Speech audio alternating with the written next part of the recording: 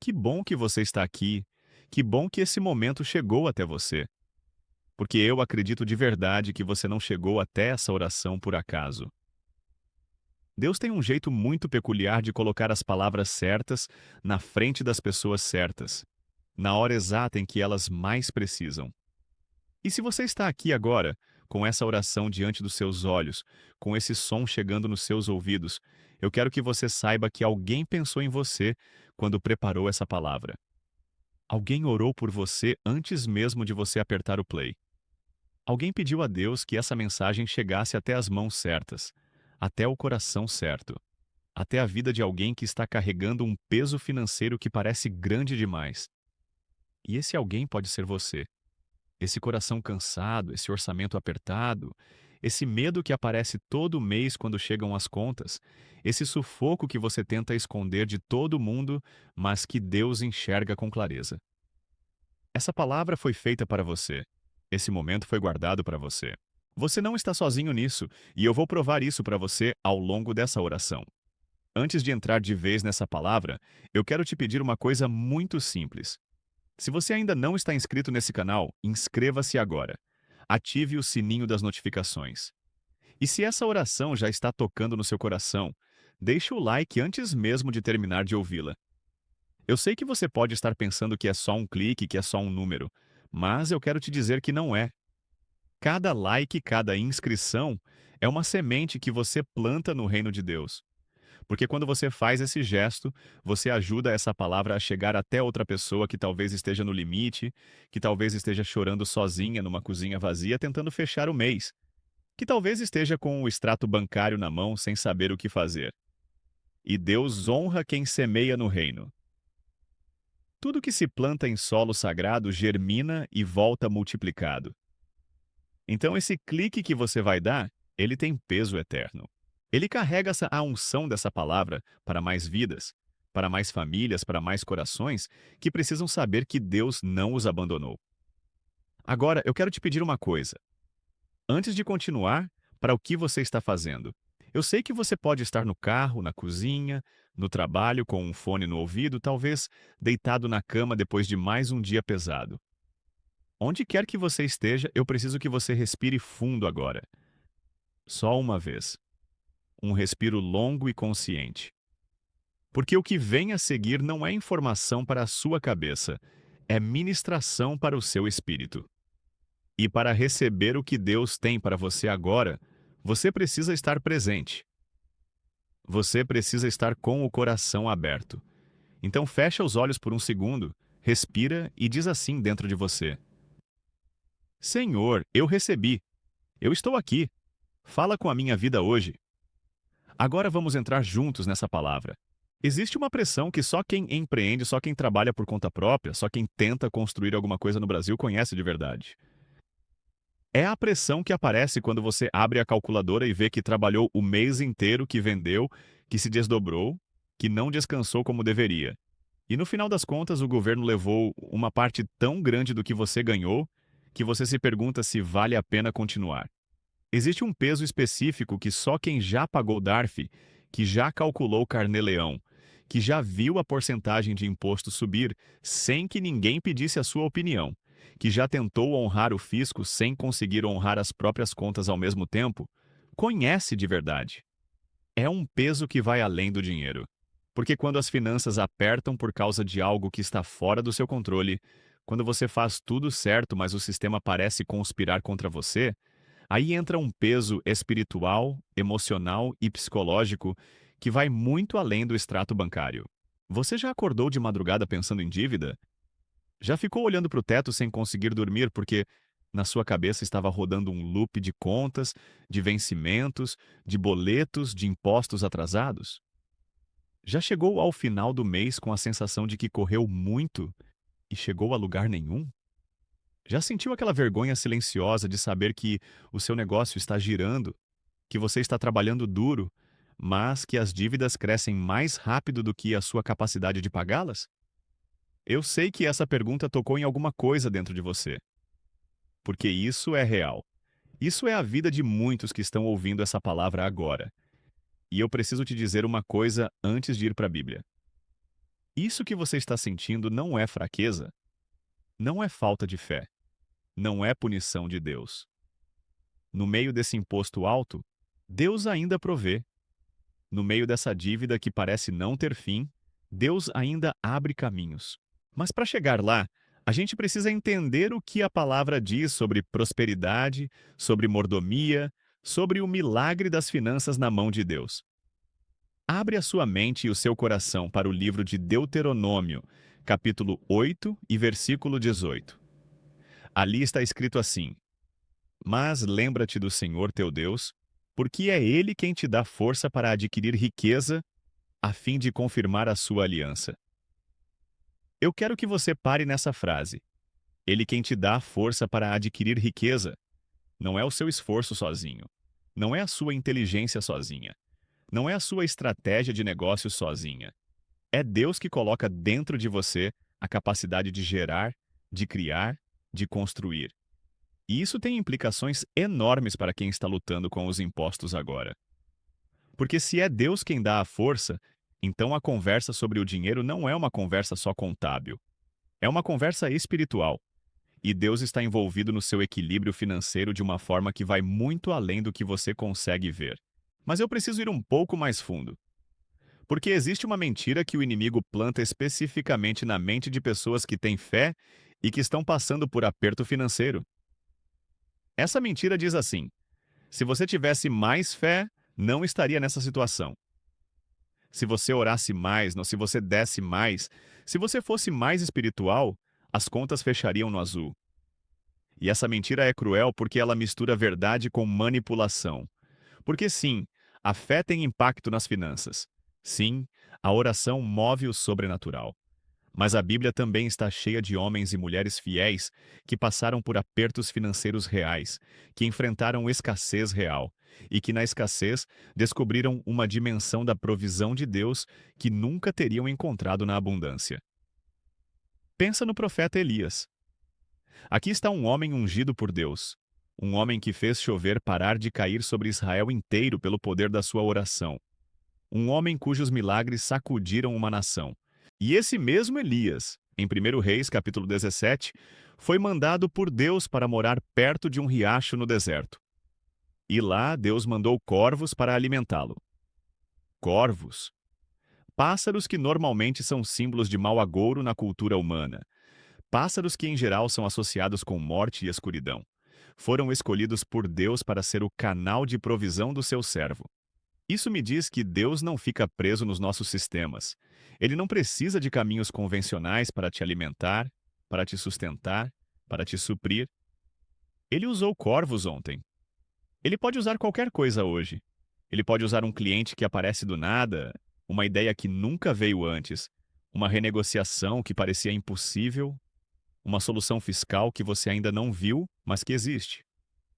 E quando o riacho secou, quando a provisão daquela maneira específica acabou, Deus não deixou Elias sem direção. Ele disse: levanta e vai para Sarepta de Sidom. E quando Elias chegou lá, encontrou uma viúva que também estava no limite, que tinha apenas um punhado de farinha e um pouco de azeite, que estava juntando lenha para fazer a última refeição antes de morrer. E Deus usou essa viúva no limite para alimentar o profeta no deserto. E a farinha não acabou, e o azeite não secou. Por todo o período da seca, enquanto o país inteiro passava fome, a farinha da viúva não acabava e o azeite não secava. Deus fez milagre dentro da escassez. Deus multiplicou o que era insuficiente. E eu preciso que você receba isso agora. Deus pode multiplicar o que você tem, mesmo que o governo tenha levado muito.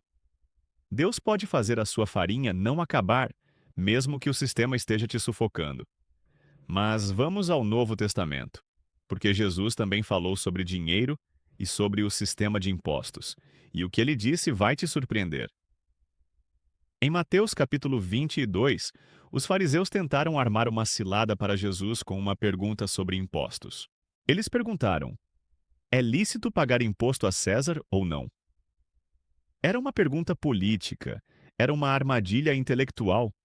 E Jesus pediu uma moeda, olhou para ela e disse: Dai a César o que é de César, e a Deus o que é de Deus. Essa frase é muito mais profunda do que parece. Porque Jesus não estava apenas dando uma resposta política. Ele estava ensinando uma teologia das prioridades. Ele estava dizendo: sim, há obrigações no mundo que você precisa honrar. Mas, acima de tudo, há uma obrigação com Deus que não pode ser negligenciada. E quando você coloca Deus em primeiro lugar nas suas finanças, quando você honra a Deus com o que você tem, mesmo quando parece pouco, algo sobrenatural acontece com o que sobra. Aqui entra o princípio de Malaquias 3:10, que é talvez o versículo mais conhecido sobre finanças na Bíblia, mas que precisa ser entendido no seu contexto correto. Trazei todos os dízimos à casa do tesouro, para que haja mantimento na minha casa.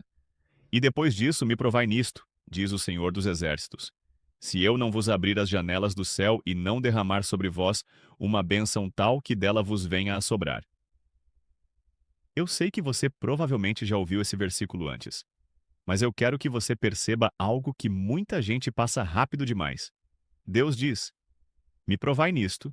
Deus está dizendo: teste isso. Coloca isso à prova. E preciso falar sobre algo que às vezes a igreja não fala com clareza suficiente: a mordomia. Mordomia é uma palavra que vem do grego e significa administração. Ser mordomo é ser aquele que administra o que pertence ao dono. E a Bíblia deixa claro que tudo o que você tem, o seu dinheiro, o seu negócio, o seu talento, a sua capacidade de gerar renda, tudo isso pertence a Deus e foi colocado nas suas mãos para você administrar com sabedoria. O que isso significa na prática?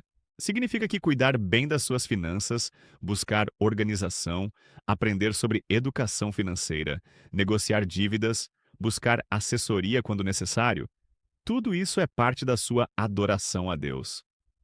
Você não está sendo espiritual ao ignorar os números. Você não está honrando a Deus ao ser descuidado com o que Ele colocou nas suas mãos. Ser um bom mordomo é parte do chamado cristão. Mas ser um bom mordomo também significa reconhecer quando a carga está pesada demais e levar isso a Deus.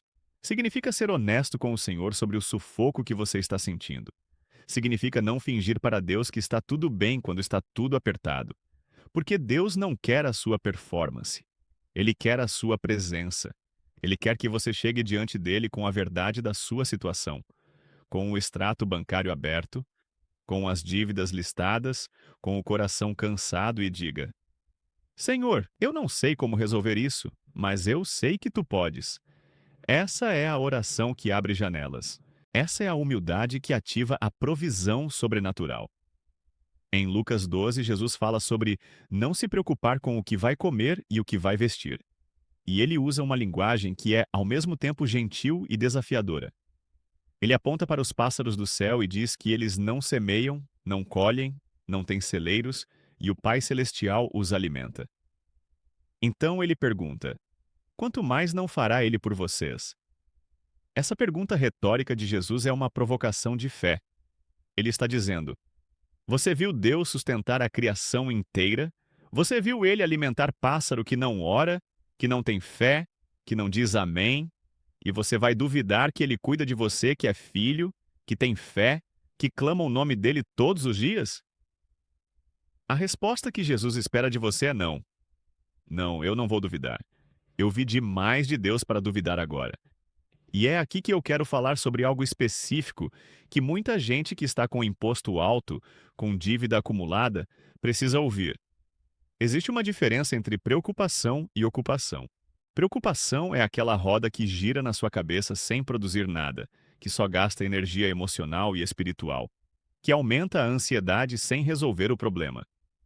Ocupação é quando você age, quando você pede ajuda a um contador, quando você reorganiza as despesas, quando você renegocia, quando você busca alternativas legais para aliviar a carga tributária, quando você estuda o seu setor para entender quais regimes fiscais beneficiam mais o seu negócio. A Bíblia nunca pediu para você ser passivo diante dos seus problemas. A Bíblia pediu para você ser fiel, e fidelidade inclui ação sábia. Inclui usar os recursos que Deus colocou à sua disposição, incluindo a sua inteligência, a sua rede de contatos, os profissionais que podem te ajudar. Deus não vai fazer por você o que ele te equipou para fazer, mas ele vai fazer contigo o que é impossível para você sozinho. Pensa em Josué. Quando Deus mandou o povo de Israel tomar a terra prometida, ele não mandou eles ficarem parados esperando as muralhas de Jericó caírem sozinhas. Ele deu uma instrução absurda para a lógica humana.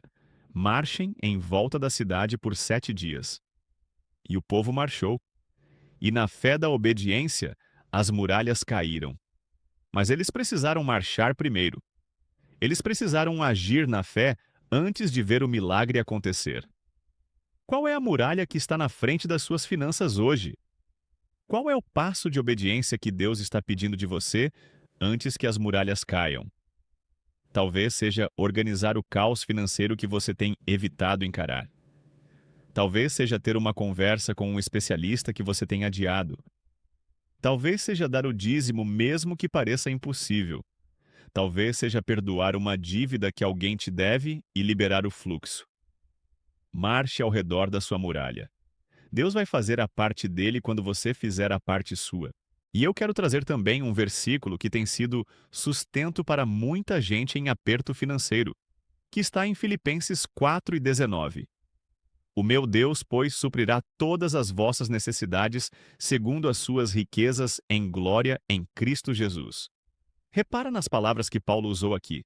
Ele não disse que Deus vai suprir algumas necessidades. Não disse que vai suprir as necessidades espirituais. Disse todas as vossas necessidades. E o critério da provisão não é o seu mérito. Não é o quanto você orou essa semana. Não é o quão perfeito você foi. O critério é segundo as suas riquezas em glória. As riquezas de Deus em glória. Você sabe quanto isso vale? Você sabe que Deus é o Criador de tudo o que existe, que todo o ouro, toda a prata, todo o recurso deste planeta pertence a Ele? Suas riquezas em glória são infinitas, e é dessa fonte infinita que Ele se comprometeu a suprir as suas necessidades. Não da sua conta bancária, não da sua capacidade de gerar, da fonte dele. Isso não significa que você vai ficar rico sem trabalhar. Isso não é teologia da prosperidade destituída de responsabilidade. Isso é a confiança bíblica de que quando você faz o que pode, Deus faz o que você não pode. Quando você administra bem o pouco, Deus multiplica. Quando você honra a Ele com o primeiro, Ele abençoa o restante. Quando você vai dormir depois de ter feito tudo o que estava ao seu alcance, você pode descansar porque há um Pai que nunca dorme, que está trabalhando a seu favor enquanto você recarrega. E isso muda tudo. Isso muda o peso que você carrega. Isso muda a qualidade do seu sono. Isso muda o seu olhar sobre o extrato bancário, porque agora você sabe que os números não são a última palavra. Deus é. Agora eu quero orar por você. E quando eu disser você, eu estou pensando especificamente em quem está ouvindo isso agora. No empresário que está no limite. Na autônoma que está sufocada. No casal que está brigando por causa das dívidas. Na mãe que está tentando equilibrar a casa com impostos que não param de subir. No pai que não quer mostrar para as crianças que está com medo. Em todos vocês. Vou orar. Vamos juntos. Pai Celestial, eu venho diante do teu trono com ousadia, mas também com humildade. Eu venho em nome de cada pessoa que está ouvindo essa oração agora, em cada cantinho do Brasil e do mundo onde essa palavra chegou. Senhor, tu sabes os nomes, tu sabes os endereços, tu sabes o extrato bancário de cada um deles. Tu sabes o quanto o imposto subiu e o quanto o orçamento encolheu. Tu sabes as madrugadas que passaram sem dormir, os cálculos que fizeram na cabeça tentando fazer o dinheiro render mais do que era possível.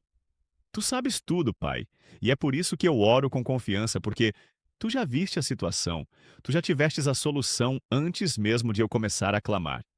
Senhor, eu intervenho agora sobre o sufoco financeiro.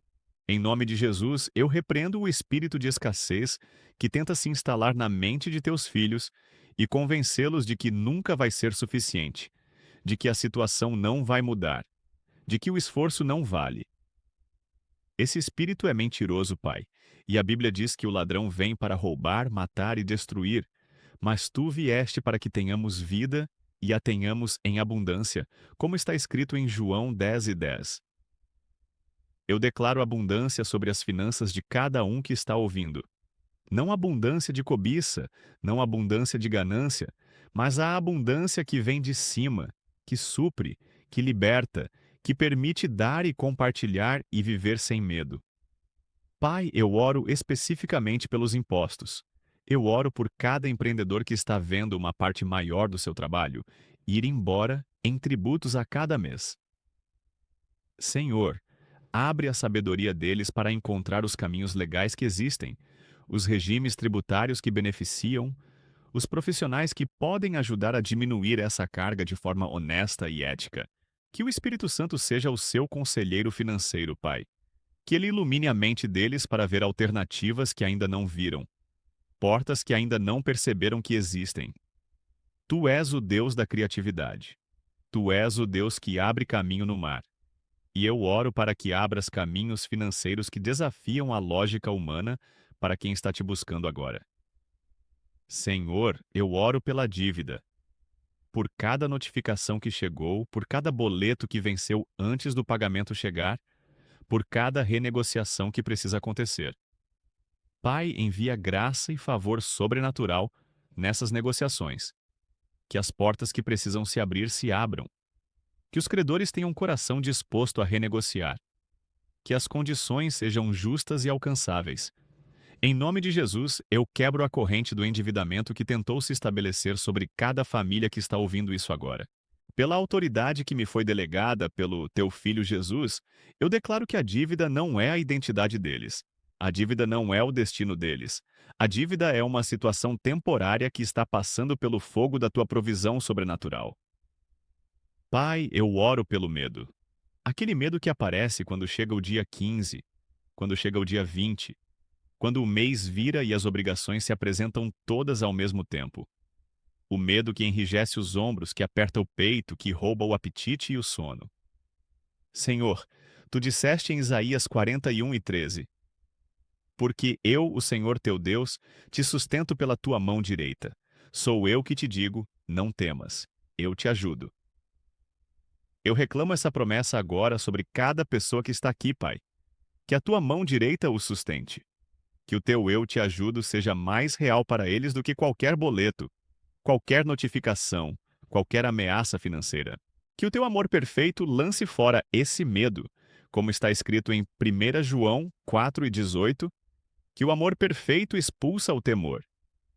Senhor, eu oro pelas famílias que estão tensas por causa do dinheiro, pelos casais que brigaram essa semana por causa das contas, pelos pais que estão envergonhados diante dos filhos, pelas mães que estão na cozinha às 11 da noite, tentando fazer o dinheiro render mais do que tem. Pai, restaura a paz nesses lares. Que a dívida não destrua o relacionamento. Que o sufoco financeiro não destrua a fé e o amor. Que eles consigam se olhar nos olhos e dizer: nós vamos atravessar isso juntos. Deus está conosco. Restaura a unidade, Pai. Porque um casal unido em oração diante da adversidade financeira é mais poderoso do que qualquer estratégia humana que eles possam criar sozinhos. Eu oro também pelo negócio. Por cada empresa, por cada MEI, por cada CNPJ que está debaixo de pressão agora. Senhor, que cada pessoa que ouviu essa oração tenha clareza de propósito para o seu negócio, sabedoria para suas decisões, clientes enviados por Deus para suas portas, contratos que chegam na hora certa, parcerias que multiplicam, que eles sejam reconhecidos no seu campo de atuação, que a qualidade do seu trabalho fale por si e abra portas que nenhum marketing poderia abrir. Em nome de Jesus, eu declaro que o negócio deles vai prosperar, vai crescer, vai se tornar um instrumento de bênção, não só para si e a família, mas para todos que dependem dele. Pai, eu oro pelos sonhos que foram adiados por causa da falta de dinheiro. O curso que não foi pago, a viagem que não aconteceu, a reforma que foi adiada, o investimento que parecia impossível. Senhor, que o adiamento não se torne abandono. Que o sonho que tu colocaste no coração deles não morra debaixo das pressões financeiras. Que eles consigam enxergar além do momento atual, que possam ver, com olhos de fé, que esse tempo difícil é passagem e não destino. Que consigam guardar a chama do sonho acesa mesmo enquanto estão apagando incêndios financeiros. Porque tu és o Deus que restaura os anos que o gafanhoto comeu, como está escrito em Joel 2:25. E tudo que foi consumido pela dificuldade pode ser restaurado pelas tuas mãos. Senhor, eu oro sobre as mentes, sobre os pensamentos que ficam em loop, sobre as planilhas mentais que não param, sobre a ansiedade financeira, que é uma das maiores epidemias silenciosas do nosso tempo. Que a paz que excede todo entendimento, de Filipenses 4:7, guarde os corações e as mentes de cada um deles em Cristo Jesus. Que quando eles fecharem os olhos hoje à noite, em vez de ver números e dívidas, eles vejam a face de Deus. Em vez de ouvir cobranças, eles ouçam a voz do Pai dizendo: Eu cuido de você. Descansa. Eu nunca dormi enquanto você dormia. Eu já estava trabalhando por você enquanto você descansava. E eu oro pelos doadores, por aqueles que mesmo no sufoco têm colocado na frente o reino de Deus, que têm dado o dízimo mesmo quando dói, que têm abençoado alguém mesmo quando eles mesmos precisavam de bênção. Senhor, tu vês essa fidelidade e tu prometeste que não deixarias a semente do justo mendigar pão. Honra essa fidelidade, Pai. Cumpre a tua palavra sobre a vida deles, de maneira que eles nunca possam dizer que foi coincidência. Que seja tão sobrenatural, tão específico, tão além do que eles poderiam imaginar, que a única explicação possível seja Deus. Pai, encerra essa oração com uma declaração que eu faço em nome de Jesus, com toda a autoridade que o sangue de Cristo me concede. As finanças de quem ouviu essa oração hoje estão sob a cobertura do Senhor Deus Todo-Poderoso. O imposto pode ser alto, mas o nosso Deus é mais alto. A dívida pode parecer grande, mas o nosso Deus é maior. O sufoco pode ser real, mas a provisão de Deus é mais real. Você que chegou até aqui, eu quero que você leve uma verdade consigo agora. Uma que vai querer declarar sobre a própria vida toda vez que o sufoco tentar aparecer. O imposto pode ser alto, mas o meu Deus é Deus do impossível. A dívida pode ter crescido, mas a provisão de Deus cresceu mais. Eu sou filho do dono do universo e meu pai nunca me abandonou. Ele me deu força para adquirir riqueza e essa força não é afetada por alíquota nenhuma, por sistema nenhum, por governo nenhum. Deus é o meu equilíbrio. Deus é a minha estabilidade. E o que ele prometeu, ele vai cumprir. Guarda essas palavras. Declara elas. Faz delas a tua âncora nos dias em que o extrato bancário tentar te dizer outra coisa. E antes de ir, eu quero te convidar a deixar a sua marca aqui nos comentários. Escreve o seu nome e de onde você está ouvindo, porque eu quero saber quem está do outro lado dessa tela. Eu me importo com você de verdade. Se você tem um pedido de oração financeiro, deixa aqui. Não tenha vergonha. Porque a comunidade que está aqui ora umas pelas outras e Deus honra a oração coletiva. E se Deus já fez alguma coisa nas suas finanças, por menor que pareça, deixe o seu testemunho. Porque o seu testemunho tem um poder que você talvez ainda não entenda completamente. Ele fortalece a fé de quem ainda está esperando pelo milagre. Ele diz para outra pessoa que também está no limite que Deus é fiel, que vale a pena confiar, que o milagre está a caminho. Você pode ser a voz que alguém precisava ouvir hoje. Deixe o seu testemunho. Você pertence a essa família. Você é amado. E Deus ainda não terminou de trabalhar pela sua vida.